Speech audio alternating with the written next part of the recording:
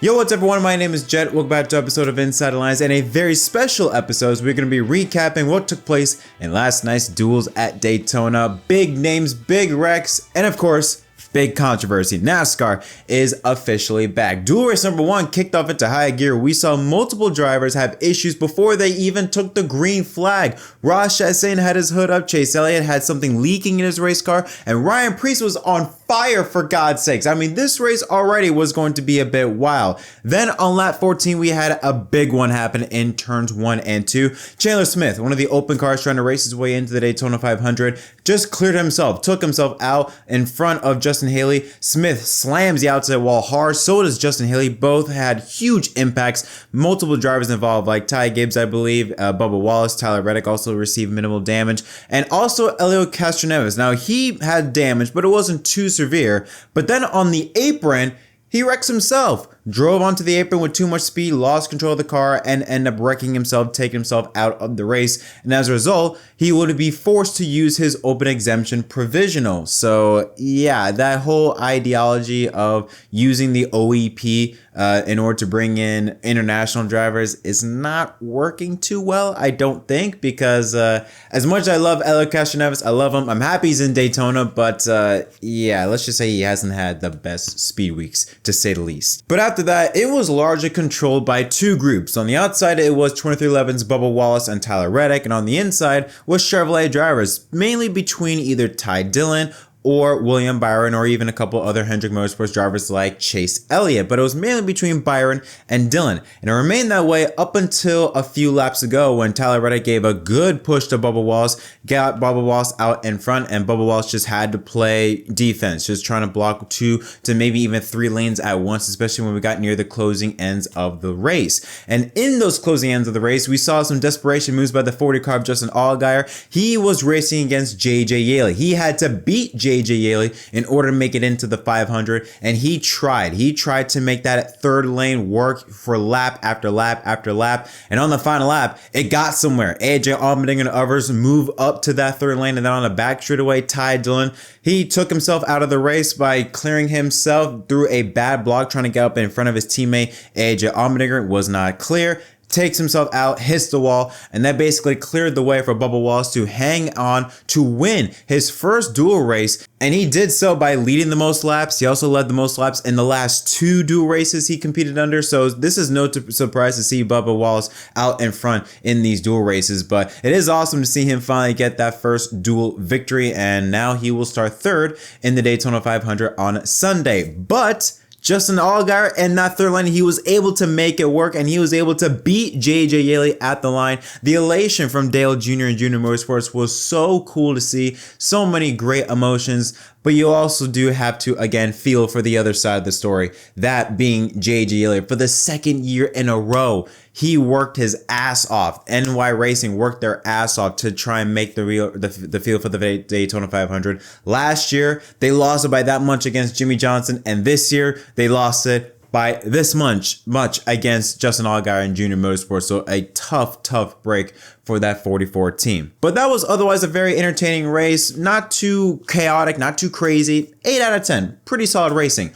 Duel race number 2, on the other hand, oh boy, it stirred up a lot of controversy. Now, even though majority of the duel number 2 field was owned by 10 Fords compared to 6 Chevrolets and 6 Toyotas, it was the Toyotas that mainly dominated. I mean, Daniel Suarez led 9 laps. Denny Hamlin also, I believe, led 9 or so laps. But I believe Eric Jones led the most laps, which around 16 or so. He got a good push from Jimmy Johnson, go out into the lead. And the 43 and the 84, they maintained course. They were up front, holding everything in their position, until a random moment where Jimmy Johnson pulled off of the racetrack and came onto pit road, reporting some type of fuel pressure issue, maybe even reporting that he may have lost gas or ran out of fuel. The reason why was because in Duel 2, things were much more calm, and because of that, drivers weren't going full throttle. Fox was showing telemetry data of cars like Denny Hamlin, for example, when he was out in front, literally going 58% throttle. I mean, they were just limping around the racetrack. That's a preview of what we should expect to see in the Daytona 500, a lot of fuel saving. So that's what drivers were doing. Obviously, the 84 and the 43, more than likely, they did not fuel save, and that's why maybe the 84 had to pull off onto pit road. But then we got into our routine scheduled pit stop, and we saw multiple drivers. We saw all Chevrolet and all Toyota drivers pit. Then we saw one lap later, half of the Ford's pit, and then the next lap, the other half of the Ford's pit. We saw some drivers have to deal with speeding penalties. Larson, Nemechek, and Hamlin had speeding penalties. Again, more things change, the more they stay the same. Hamlin and speeding penalties. And then we have Brad Keselowski had an equipment removing off of from his pit box, but that'd be the least of his issues. With 11 laps to go, Chris Buescher and Austin Cindric were out in front. The two make contact, creates a stack up. Alex Bowman hits the back end of the 99 of Suarez, sends Suarez into the 6 of Keselowski. The 3 crash with Bowman sliding towards the inside wall. All 3 cars were more than likely going to a backup car, especially the 48 and the 99. That set up an 8-lap shootout between the 17 of Buescher and the 2 of Cindric. Now, it was the 17 and the 2 for largely the whole way through the final lap until we got to the final lap. Then we saw a third lane emerge way on the outside lane, and then it swallowed up Chris Buescher. Buescher was out of play, and all of a sudden it was Cindric in no man's land because Eric Jones got a good launch off of turn number 2, got to his rear corner panel, and now there's a drag race between the 2 and the 43 side by side. Coming out off of turn number 4, Christopher Bell gets in the SVG, creates a multi-car pileup involving Larson, Anthony Alfredo, and others. But out in front, it was the 43 and the 2 still neck and neck, and Eric Jones at the line beats Austin Cindric to win dual race number 2 for the first time since the late 70s. The number 43 car went to victory lane in a dual race at Daytona. No, what's that? Oh, no, never mind. Oh, hold up. What is this? Apparently, NASCAR threw the caution, and at the moment of caution, it was Austin Cindric that was ahead. So Austin Cindric gets the victory. He becomes the first driver since, I believe, 2017 to win a dual race from the pole.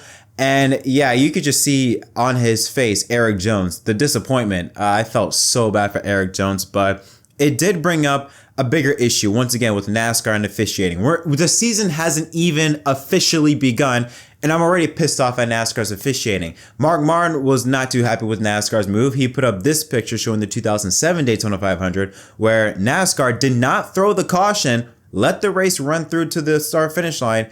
Mark Martin would have won that race had the caution had flown. Why NASCAR decided to throw the caution that late makes no sense. I mean, it's one thing to throw the caution in turn 2. Hell, even off of turn 4, I get it. But they were at the trailer, for God's sakes. By the time you flip the caution and the ambulance would come out onto the racetrack, all the cars would have crossed the start finish line. At least all the cars that were running. So I get it. You know, oh, you see cars, you see big hits. I get it. You flip the switch. But my goodness, NASCAR, what the hell? If it gets to the tri-oval, just let them race. Let them race. Like, I am so sick and tired of these ending races under caution. I saw someone post on Twitter about, hey, why not just have, as soon as we get to the start, to the tri-oval, you get your hands off of the caution lights.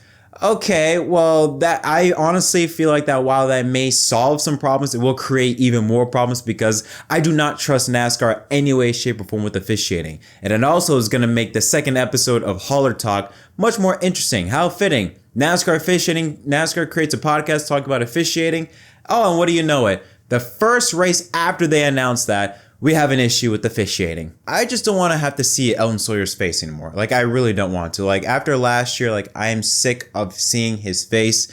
And based on what we saw tonight, I feel like we're going to have to see him just as much, if not more, tonight. Because NASCAR, if you go on their socials tonight, not looking too good. A lot of people not upset, and rightfully so, because NASCAR should have just let them race to the finish line, especially when they are that close to the start finish line. Absolutely ridiculous for them to throw the caution out. Anyways, now with the duels complete, here's a look at the starting lineup for the 2025 Daytona 500. Now, Chase Briscoe, he is still your pole sitter. In his duel race, he was largely out of the way. And I believe after about halfway through the race, he actually pulled out of the racetrack and went into the garage. His car suffered damage. A piece of debris ripped the grill off. There was a huge hole in the grill of his car. Team decided, you know what, let's just not take any more chances, come off a pit road, repair the car, and just keep it nice and clean. So yeah, Chase Briscoe will still be your pole sitter for the Daytona 500. Austin Cindric will still start in second place. Bubba Wallace in third. I think that's the highest he's ever been. And Eric Jones, even though he didn't win, because Austin Cindric already started on the front row, Eric Jones will inherit the second position on the outside lane in row number 2. William Byron and Chris Buescher 5th and 6th. Ty Dillon, Denny Hamlin, 3-time 500 champion, in 8th. Raj Chastain and defending champion Joe Logano, the top 10. Tyler Reddick and Corey LaJoie. Now, Corey LaJoie, I hope he's lying about this, but he apparently said in the media center that he took his son's college fund and used that to be able to support him racing his way into the Daytona 500 with this Rick Ware car. If that's the case, what is wrong with you, Corey? I mean, listen, it worked out, okay, but what is wrong with you? It's one thing to do a mortgage on your house. I get that. But what the hell did the kid do? Did the kid say yes to that? I get it. Yes, you put money into that kid's college fund, but it's for your kid, for your kid's college, not for your lackluster racing career. Like, I'm sorry, but I hope he's lying, because that has got to be the dumbest shit I've ever heard. All right, like, we get it, you're a gambling addict. That's why you keep trying to stack as many pennies as you can, because you keep throwing all your money away, apparently. But that is like, I hope he's lying about that, because that is one of the dumbest things I've ever heard. Yes, it worked out, but imagine if it didn't. Imagine. Anyways, AJ Allmendinger, Todd Gillen, and Austin Dillon, the top 15. Ryan Blaney, Chase Elliott, John Nemechek, Justin Allgaier with Junior Motorsports. They make their way into the 500. And Christopher Bell rounding out the top 20. Kyle Busch and Kyle Larson. Larson will have to go to a backup car, I believe, as well as Ty Gibbs. Riley Herbst, a rookie. Malcolm McDowell. Shane Van Gisbergen will also have to go to a backup car. Then Ryan Preece, Cody Ware, he goes to a backup car. Josh Berry, Cole Custer, Ricky Stenhouse Jr., Noah Gragson, Carson Hocevar, Brad Keselowski, Justin Haley, Daniel Suarez, he's going to a backup car, Zane Smith, Alex Bowman, Mark Jr. and Jimmy Johnson, they're in based on their qualifying speed, and El Castroneves, using his provisional, will start dead last in 41st. Now, also keep in mind, Castroneves will not earn any prize money because he had to use his provisional. So yeah, I enjoyed the duels. I thought the duels were very interesting. Duel race number 1. I think slowly but surely, Daytona's starting to have handling becoming more and more prominent. Very slowly but surely, the cars were not stable. If you saw some of the onboards, the cars were squirrely I should say, not stable on the racetrack. They kept moving, bouncing around. So it looks as though that maybe handling be much more of an issue, which is very nice to see. You still gridlock. You still saw a lot of gridlock. You drivers could not pull out of line and make a move. Again, that's a huge issue with this package, is that there's too much drag on the car, where cars can make runs, but they can't pull out of line because it's like a damn parachute in the back end if they pull out of line. So there are some issues with this next gen package, but I am seeing some improvements. So it's kind of like a balance. There's some bad things, but there's also some good things. Now let's get into the broadcaster that's going to air at the Daytona 500, and that is Fox. Fox, speaking of Fox, their dual coverage was not good last night. Camera angles weren't good. They kept missing the big wrecks. Would take forever to show replays. And the booth, again, Mike Joy and Harvick, they're really good, but Bowyer, I don't know why he's there. I would honestly switch Bowyer and Jamie McMurray. McMurray to the booth, have Bowyer be on the pre-race show. And by the way, Josh Sims, I would not be upset at all if they have him be the pre-race host instead of Chris Myers. Josh Sims actually sounds like he knows what he's talking about. Chris Myers, at times, he does sound like he knows nothing of what's happening, and it's just strictly going off of the card and not adding his own thoughts and opinions about NASCAR. So again, there are some issues with the Fox booth, but Harvick and Mike Joy were fine, but Clint Bowyer, it just doesn't work in my opinion. But Fox, we know that one of the biggest issues that we saw with them last year was them and commercials, and it looks like they're trying to fix that. If you don't remember, during the Bowman Gray Clash, almost, if not all of green flag coverage was during side by side, and NASCAR is trying to continue that. Now, Fox, for the earliest time ever, for the first time ever, they sold out all their ads for the Daytona 500 in December, the earliest in its history covering the Daytona 500. That's a good thing. More than $400 to even up to $500,000 plus that advertisers would pay Fox to put their ad on the Daytona 500. That's also nice to see, that advertiser money is growing, indicates that the sport is growing. But one thing that Fox mentioned is that they are really trying to get advertisers to have their commercial be put on side-by-side coverage instead of full screen. The Sports Business Journal says, quote, that Fox has asked all partners to run ads in the double box format that allows the network to show the race and a commercial at the same time, something that NASCAR fans are typically far more receptive to than full screen ads. Fox is planning to more than triple the number of double box ads and to try to limit ad breaks to natural stops in the race, one of the people said.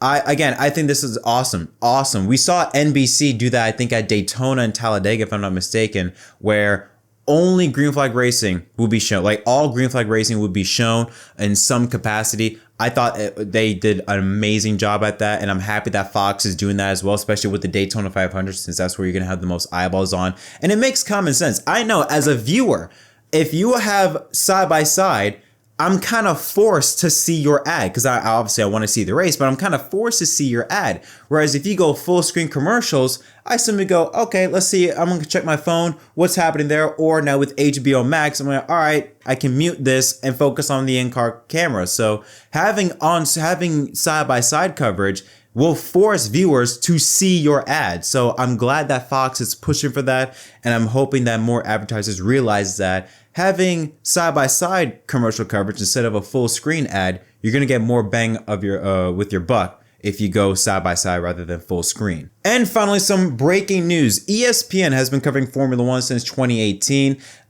largely in part because of ESPN and having no commercials, them basically using Sky Sports' feed has helped F1 explode in the United States. Well, it looks like the end of 2025, Formula One will have a new home in America. ESPN let F1 executives know that according to the Puck, ESPN will be leaving the F1 business at the conclusion of the 2025 season. I was not expecting this. Now, we have heard reports that ESPN were not able to reach an agreement during their exclusivity window, but I was not expecting ESPN to leave F1, but it could maybe possibly mean that ESPN, they're not seeing the benefit paying what F1 is going to want, maybe even doubling. Right now, ESPN is paying $90 million a year. F1 is going to want much more than that because F1 is getting more and more popular in the United States. But if you look at last year's ratings, they've kind of plateaued just a little bit. And I think ESPN, they're not seeing the numbers and they're thinking, listen, we're paying double,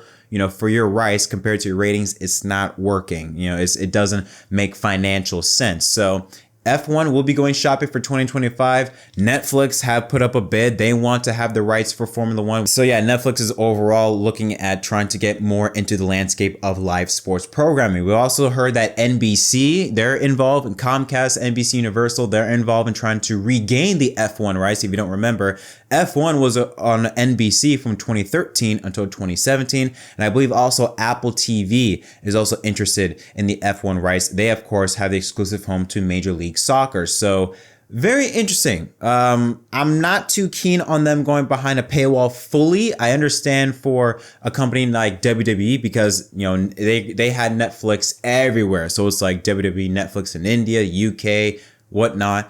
But for America specifically on Netflix, I don't know. I part of me understands it, but at the same time, I don't think it would go over that well unless Netflix or Apple TV gives F1 a buttload of money. I can't see them going fully behind a paywall. So I think NBC could possibly be a sleeper on this one. But what are your thoughts on any of the three stories I talked about? What are your thoughts on the duels? Again, let me know all in the comment section down below. Until next time, my name is Jet from MDK. Thanks for watching.